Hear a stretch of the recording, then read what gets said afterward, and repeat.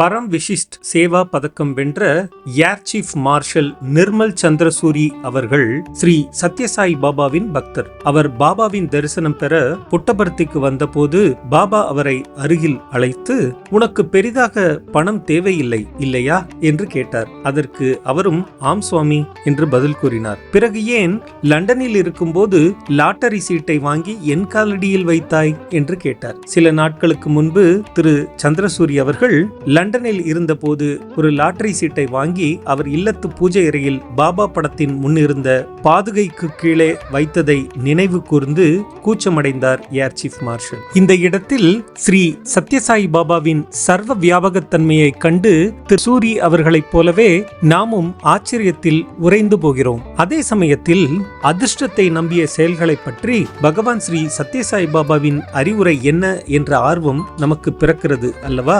ஆம், லாட்டரி என்பது பேராசையால் தூண்டப்பட்ட நபர்களிடமிருந்து பணத்தை ஈர்க்கிறது. அது துரிதமாக பணமீட்டும் ஆசையை ஏற்படுத்தி தவறான கோணத்தில் மனிதர்களை தூண்டிவிடுகிறது என்கிறார் பாபா.